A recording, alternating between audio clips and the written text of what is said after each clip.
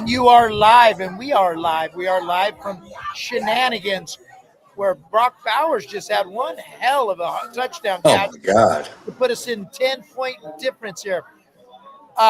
So, Oracle, I think we both noticed that they're go ahead and they're platooning both of the guards right now. And so far, I haven't hated either of them. What do you think? Yeah, it looks like they're putting Rodgers back in. I haven't seen much of Mafia. I've seen pretty much all of Rodgers. But, look, there's been a couple breakdowns in pass protection. I think Tuli Tuipolota of the Chargers is starting to really make an impact in the game. There was that fourth down where he ran past he beat the Carter Runyon block and was able to get a turnover on downs. But look, I mean, going into getting the momentum with the Brock Bowers touchdown, Adam Butler just made a nice play, it looks like. That could be the thing that really sparks what could potentially be a late comeback. They got a 3rd and 8 right now. Let's see what the Raiders do. Yeah, and the tail of this half has been the tackling or non-tackling of Vidal. Looks like Vidal's running tough, and it just doesn't seem like that they're putting a hat on him. And they're actually we'll be looking at this on Friday. Yeah, a lot of bad tackling, a lot of bad angles, and no wrap. No, and look, I mean, on the Vidal to a 59-yard touchdown, Lonnie Johnson had an opportunity to make a play, but again, he dives too early.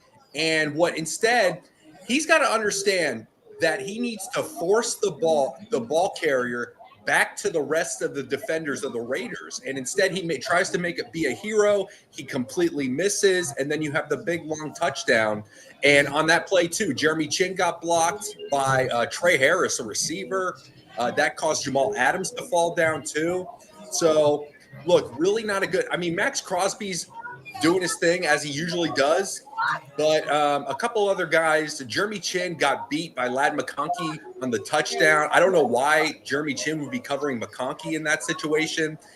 Even on this drive, Ladd McConkey just got a first down, and Chin was the one covering him. So kind of interested to see. I don't know if the Chargers are able to motion some things to align McConkey where he's kind of forced to be covered by Jeremy Chin, or I don't know if the Raiders are scheming that up. So interesting to see that, definitely. Yeah, so it's a little tougher to hear over here. Where do we got now? We are at another 3rd down. 34. Yeah, another TFL by Max Crosby on Vidal. So that's nice to see. He was talking a little smack to Justin Herbert earlier, I saw. I saw that. Yeah. Let's see if they can get off the field here. Look, we got 4 minutes and 20 seconds left, 2-possession game. This is a big opportunity for the Raiders right here. Let's see. Oh. What's going on, Oracle? I think Herbert drops back. Oh, man, he found Quentin Johnson right in between Lonnie Johnson and I think Eric Stokes on a slant route. So Herbert got a late hit. I think he was trying to look for a call there. But there's a late flag coming in, too. I wonder what this is about. Yeah! What's this about? Interesting. It looks like Quentin Johnston and Max Crosby are having a little talk right now. So, yeah, it's a good throw by Herbert to hit Quentin Johnston right in between Lonnie Johnson and Eric Stokes. It was a good timing catch. Oh, wow. Oh, Max Crosby pushed Herbert to the ground. Yeah, he's going to get an unsportsmanlike conduct right here. Oh, man, that's killer right there. I mean, look, getting the first down was killer in and of itself, but adding that on top, that could what leads to a 3-possession game with less than 4 minutes left, and that will definitely be the nail in the coffin for the Raiders. Yeah, totally. It looks like the sidelines wanted to come after Stokes. So yeah. And look, I don't blame the sideline for that. They're going to want to protect their quarterback, but absolutely, I would do the same. Yeah, and Max Crosby, I just saw him going like this. saying, my bad, I got to know better. And he does know that. I'm curious to see what he's going to say on his podcast about that play. And they're showing Jim Harbaugh right now holding the whole bench together. It looks like McConkey's trying to get involved. Eric Stokes, and of course, Devin White's looking for another penalty because Devin White just can't wait to get another penalty. But he's teetering on trying to get tossed. Yeah, definitely. And it would be nicer if he had a little bit more aggression on some of those tackles after tackles after first contact. So anyway, going back to Geno Smith, there's a lot of people in here that are just very, very upset that he holds the ball too long. I don't think that he has enough time to get that back foot set. And when he does have time, I don't know if they're actually giving him any routes to run. We'll take a look at that. I made a mental note about the last drive that we're on. I wanted to see all the end zone plays because it seems like he's holding on to the ball when he does have time. And I don't know if that's a lack of great route running or if it's good coverage or if he's just not looking. I mean, I've noticed in this game for sure, he is looking at his receiver the whole time. Even on little passes to Genty, they're doing the defensive line of the Chargers is doing a good job of reading his eyes and then swatting to the ball, keeping their hands up. And again, that's where you're really, when you have UDFAs on your front line, not making excuses, but there's a reason why you pay people that big money for that. It's a big problem. The Raiders have holes. Oh, definitely. Yeah, we know that. And look, the problem with watching a TV game as opposed to watching the all 22 is you can't really see the receivers when they turn their head around, the exact routes they're running. We could just watch Geno and we could just watch the protection. I don't think this has been the worst game for the Raiders offensive line. They have had some good moments. They haven't really done much in the run game. Now, I think one thing with Janty we're seeing is Janty's doing a really good job at making sure the first tackler does not get him on the ground. And I think we're really starting to see, as we've kind of seen all season, that he really was a good pick that the Raiders were able to get, even though they might have wanted a lineman or someone else. He is a player that has some special ability. And definitely, if they're able to get some better run blockers, whether it's getting JPJ back or Colton Miller back in the lineup next year, we'll see where that could really elevate in the offense.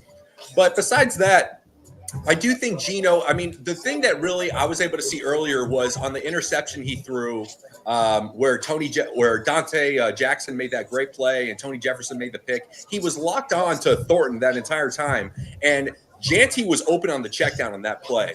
So that was a missed opportunity there. In the second half of this game, I really need to go back and understand some of the other plays that Geno could have had some opportunities to get rid of the ball quicker. Well, they just showed that play once again. That's going to be a highlight film. I don't know. Raider fans out there will probably remember when Richard Seymour did the same thing to Ben Roethlisberger back in the day. Yeah, I don't remember that exactly, but look, Raiders have another third down right here. We'll see what can happen on there. I want to ask you a question, Oracle. Yeah, of course. At the end of the game, do you think the Raiders are just on the field too much to make plays? I think that's an ingredient at the end of these games. And again, I'm not trying to discount the need for talent, but the offense does never help the defense out on staying on the field.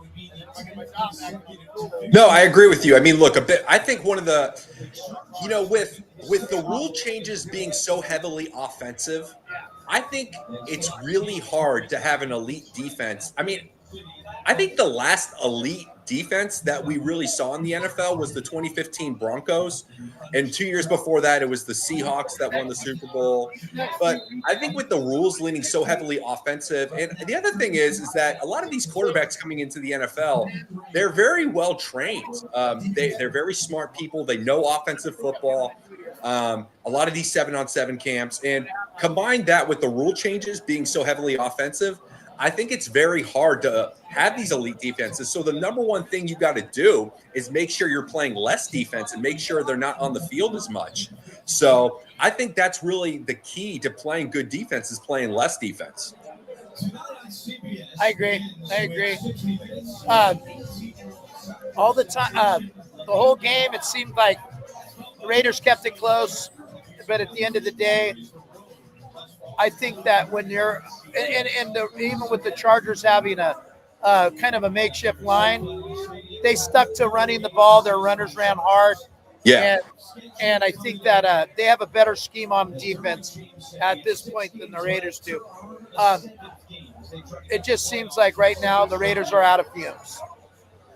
Definitely. And look, some missed tackles by the Raiders. We talked about the Lonnie Johnson one earlier. A little bit of an up and down game for White. He did have that good play in the first half where he was able to force a turnover on downs. But besides that, I've seen some missed tackles. I've seen Chin maybe not have his best game today. Eric Stokes got a couple completions let up on him. But look, these Chargers have some really good receivers, whether it's Ladd McConkey, Keenan Allen, Quentin Johnson has his moments.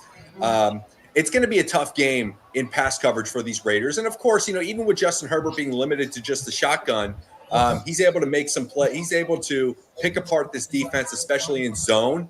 And it's just going to be a tough day for the Raiders when they have a very simplistic scheme. Yes. Looks like yeah. So. Well, it looks like we're going to run this down to the 2-minute warning. Yeah. Talk to me a little bit about Vidal. Where did this guy come from? And how did the Chargers get this kid? So, funny enough, the broadcast brought this up, and I remember hearing this a couple weeks ago. Kamani Vidal, I believe, is the grandson or great grandson of Hank Aaron, believe it or not. No way. Yeah, definitely. That's what they said. I'm not 100%. I believe that's true. I'm not 100% sure, but yeah, he's filled in great for Amari Hampton after he went down with the injury.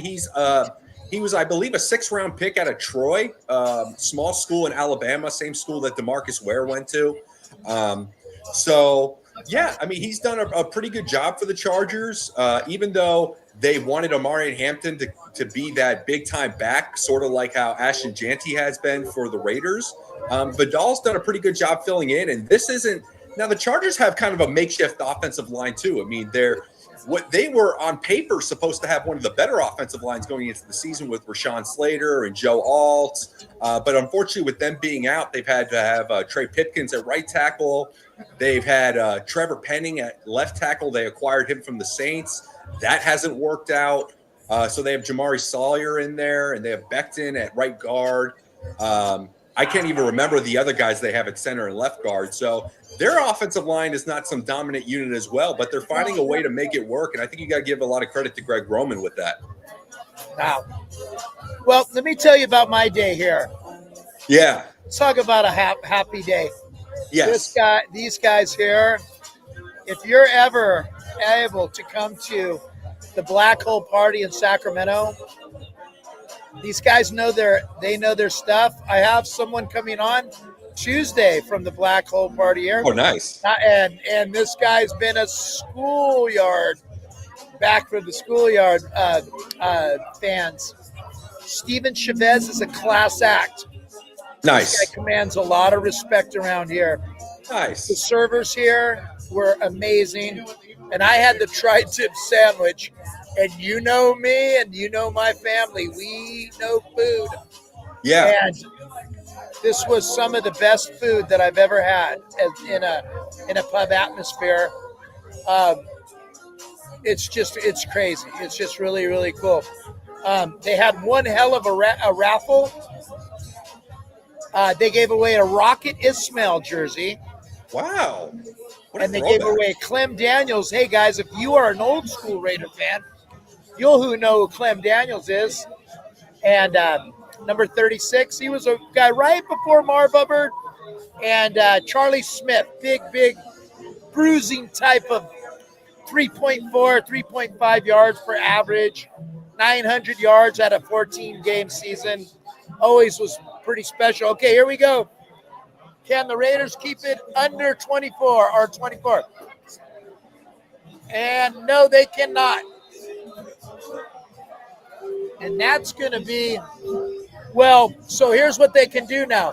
They have to score a touchdown, kick an extra kick. This game's over. Yeah. Now, with the Jets winning today, I wonder, because I believe the Raiders were 5th in the draft order. I wonder where that's going to put the Raiders now. Well, it always goes on strength of schedule. Once we're on ties, the Saints, who did the Saints play today? They lost. They lost to Atlanta, I think. Oh, no. They lost to Miami. You got Tennessee with number 1, and then it looks like it's the Saints. Who's the other two? I think there's one more. Hold on. Very nice to meet you. You guys are awesome here. Thank you very much. Very classy. Oh, you'll have me back for sure. All right, sweetie. Take care. So, yeah, the next week, Raider fans, since you're climbing the ladder, are you going to be watching the Fernando Mendoza? Who are they playing? They play Ohio. I mean, this is going to be his biggest game. Are playing the Ohio State? The Ohio State. Yesterday while I was watching the Ohio State, I was trying. Now Sayin was from Carlsbad, right? Yes. Yep. Carlsbad High. Okay. So Randy Freitas, a good friend of the show, who I can't have him on the show right now. He'll break things if he comes on. This guy, he wants to talk. He wants to break somebody right now. Promise you, he's looking for somebody to break. Hey, Facebook Randy, get on YouTube. So we are at number 4 today. Yes. Yeah. And if the Giants somehow. Hold on one sec. Yeah. Somebody wants to say hello to all my guys. Hi, everybody. Sorry, but we are still number 1 Raider fans. We were the number 1 podcaster. Thank you. That's the Oracle. That's my Oracle. Well, thank you. Their hospitality was second to none. That's awesome. It was great. Yeah. But they're going to do a group picture. No, you can. Hold on one sec. Go ahead, man. Talk about Indiana, Ohio State while I take a group photo.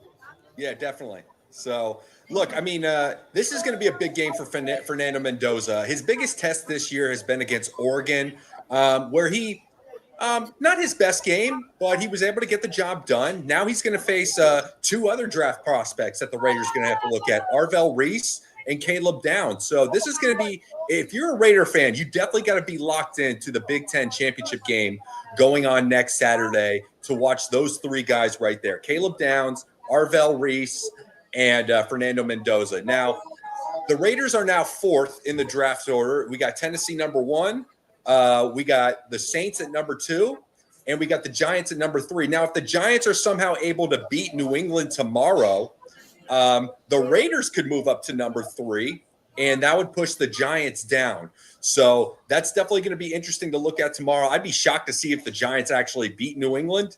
That would probably be – I mean, look, if you want to talk about the Raiders beating the Patriots in week 1 as the biggest upset of the week, I think if the Giants are able to beat them tomorrow, that would definitely be the biggest upset there. So Big Ten championship game is definitely going to be great to watch. Fernando Mendoza – Ty Simpson got the win against Auburn, but he struggled a little bit. I thought let me ask you this. Were you able to watch Ty Simpson yesterday against Auburn? I didn't. I'm not a Ty Simpson guy, and he started off slow, came on a little bit more on the end.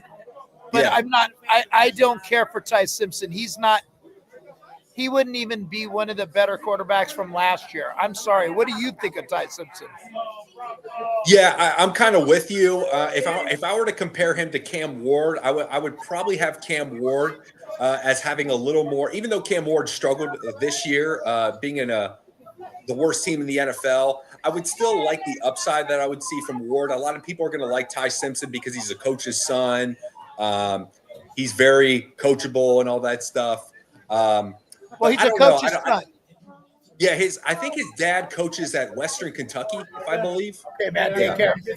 All right, Yeah. you too. Listen on the way home. Hey, so for me, it's Fernando Mendoza or bust if you're going to do that. And after watching Ohio State yesterday, I love Arvell Reese and I love Caleb Downs. And to be honest with you, because I'm never honest with anybody, Never. I really love Caleb Downs a lot. And if you could actually trade down for Caleb Downs to get Caleb Downs and acquire more draft choices, I think that's the move you make. Yeah, that would be a great situation. If the Raiders are probably able to get one of the best players in the draft and acquire more picks, that would definitely be ideal. The other guy that's being very highly touted is Keldrick Fall. I think he had the best game yesterday either. I thought the other defensive end from Auburn got more pressure than Fall. The other guy that the Raiders might consider if they go the defensive end route is Ruben Bain out of Miami, who's looked very good all season long. There are some people that have some questions about him, but I think he looks explosive. I think he has good bend. He's a guy I'm very curious to see if Miami's going to make the college football playoff because I want to see him play another game, and I definitely want to get some more film on Ruben Bain. Oh, hey, that's going to wrap it up here for the Raiders. Oracle, beautiful as always. We got a lot of work to do this week, young man. Oh, my God. Yeah. Oh, my God. Yeah. So that was a mess. We'll see. Hey, guys, there was something in there that everybody could have a hold on to. It looked better. It didn't smell better, but it looked better. So, guys, Oracle, love you. You're the greatest. You're the greatest. We got some news on Tuesday night show. And that I'm going to share with you in a little bit, Oracle, on the way home. All right, can't wait. Something big happened. Something big happened to the Mad Bomber podcast today. Something big. Okay. Hold on. Here we go, guys. All right. We got the Mariachi Tony coming up.